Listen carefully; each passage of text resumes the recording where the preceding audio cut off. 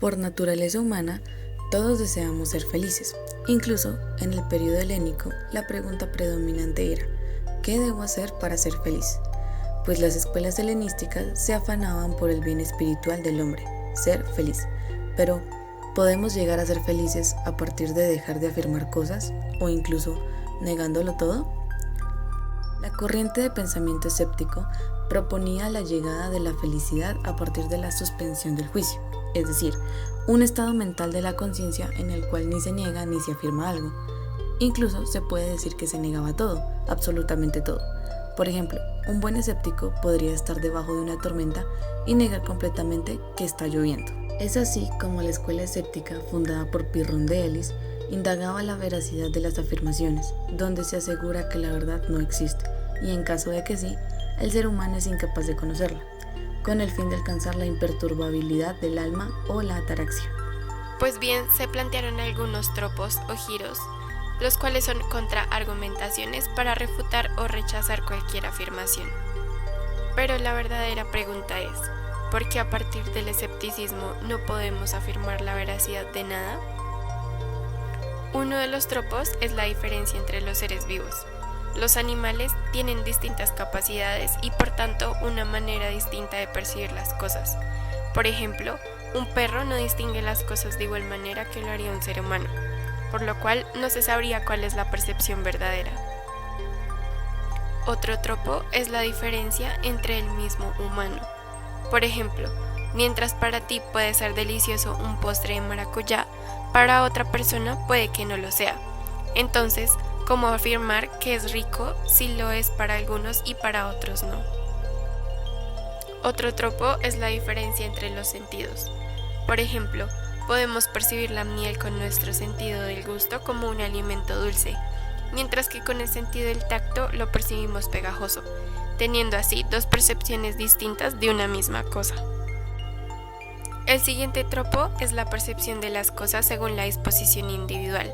Por ejemplo, percibimos todo diferente cuando nos sentimos enfermos a cuando estamos en óptimas condiciones de salud, o cuando estamos tristes a cuando estamos felices. Otro de los tropos es la distancia y lugares. Percibimos las cosas diferentes dependiendo del punto de vista en el que lo veamos. El siguiente tropo consta de la inconsistencia de las cosas, pues los objetos están en constante cambio. El siguiente tropo es lo frecuente y lo raro.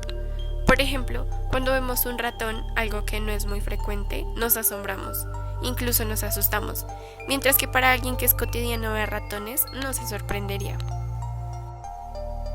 Uno de los tropos más interesantes es la referencia recíproca, es decir, cuando la causa de lo que se indaga es también el efecto, y el efecto también es considerado causa. Por ejemplo, la Biblia y Dios.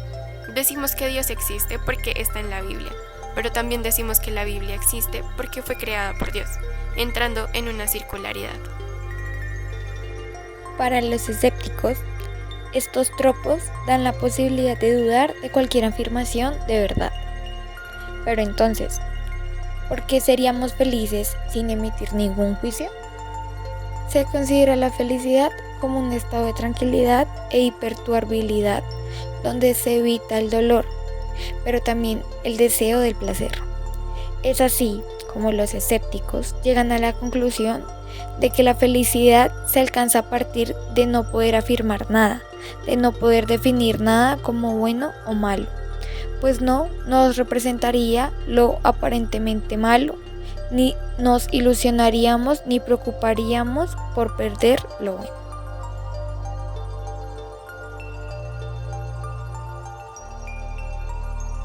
Pirrón de Elis es el padre del escepticismo. Se dice que fue un gran viajero que conoció culturas lejanas junto al ejército de Alejandro Magno. Todo ese bagaje le permitió poner en duda muchas de las verdades tradicionales de su pueblo. Simón el Silógrafo fue un filósofo griego y poeta satírico. Fue discípulo de Pirrón y de Estilpón de Megara, y casi todo lo que sabemos de él proviene de la obra de Diógenes Laercio. Se dice que era sumamente elocuente, pero pobre. Es llamado el Silógrafo porque se le recuerda especialmente como autor de Silios, composiciones paródicas en versos dirigidas contra el dogmatismo de los filósofos de otras tendencias. Luciano de Samosata fue un escritor romano de origen sirio que utilizó la lengua griega, perteneciente a la llamada segunda sofística. Junto a Sexto Empírico fueron los últimos escépticos de la antigüedad. El Sexto Empírico fue un filósofo y médico romano de origen griego, a quien debemos la mayoría de los preceptores del escepticismo pirroniano, en su obra Esbozos Pirrónicos. Él nos dice que los escépticos se refieren a ellos como a los modos de argumentación que ponen de manifiesto la imposibilidad del conocimiento y por consiguiente la necesidad de suspender el asentamiento en el juicio.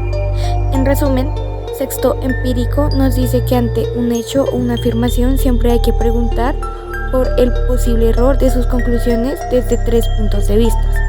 El primero, a partir del que nos juzga, según la diferencia entre los hombres.